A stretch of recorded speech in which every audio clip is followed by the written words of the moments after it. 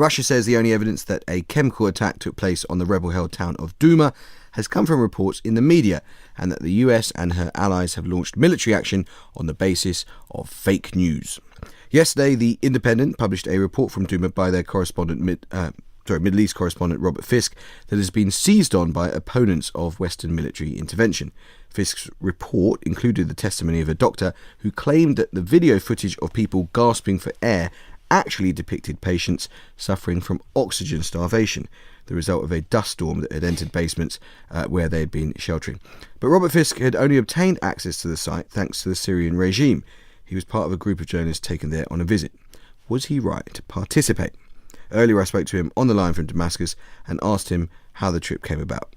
I actually was trying to go to Douma for quite a long time, and when I came to Damascus, I immediately said I wanted to get to the front line again, or where the front line was. I was then told that there were some journalists probably going to be taken into Douma, and if I wanted to get it into the convoy and then go off on my own once I got there, that would be fine. I preferred the protection that might be there around the other journalists at that stage, although once I got into Douma, no one stopped me wandering off and driving around the town and making my own inquiries. Aren't you sort of fundamentally compromised by getting access to this area through the Syrian government? Well, I don't think so, providing you're not followed around by a minder. I mean, this is a civil war, for which the dictatorship is still fighting. No, I think as long as once I get to where I want to go to, I'm free to talk to who I want and go where I want, walking on a car. The main thing is that they accept that you are a journalist. And if they do, I don't find in general that they particularly object to your presence. For me, the element of compromise would arrive if you have someone listening to you, following you, making sure they listen to what the people who talk to you are saying. When you filed the report, weren't you fundamentally unsatisfied by the fact that the principal witness or the principal person you'd spoken to, your source, was someone who was 300 metres away from the gas attack that other people had reported?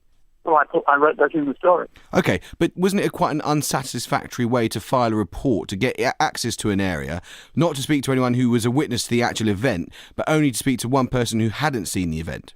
No, I went to more than 20 other people who said that they did not know of gas attacks, but that they had heard that the Islamists inside Douma had been putting it about that there would be gas attacks. I did see 2 gas masks, one in the White Helmets headquarters, which was slightly damaged, and another one in the big tunnels, which were originally in the headquarters of the Jaish al-Islam rebels who'd been fighting. OK, but how do you know that the people that you did see, the 20 people, weren't just planted there? I mean, the Syrian government controlled access to the area, isn't it? How could they be planted? I was walking through a street of thousands of people, and I would go up and ask people out of my choice, how could they possibly be planted? You can't plant thousands of people.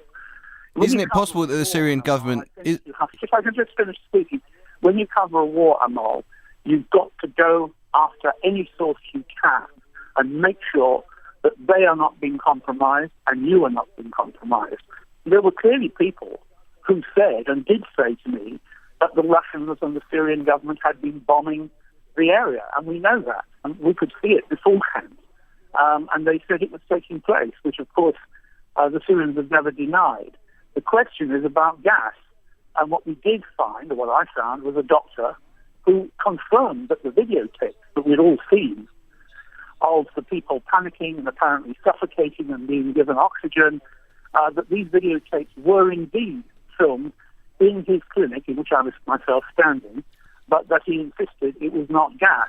Okay. He said, and it turned out to be true, that the doctors who were there at the time were in fact answering questions in the International Chemical Weapons Inquiry in Damascus, and that was correct, they were. OK, Robert, let me just interject, because there's lots of ground to cover. There have been criticisms, lots of criticisms, I'm sure you've been told about them online, where people say the journalists who went in were hand-picked.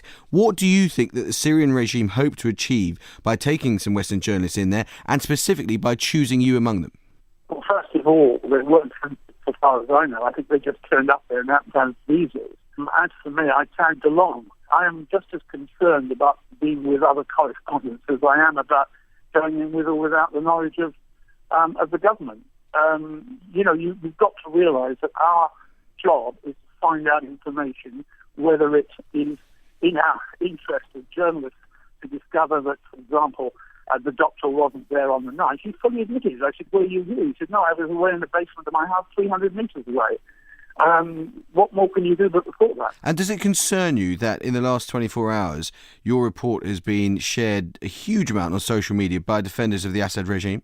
No, not at all. It isn't my job to write for friends of Assad or Russians or Jeremy Corbyn or anyone else. I tried to find out what happened. I did. I wrote my report, and what people make of it is up to them.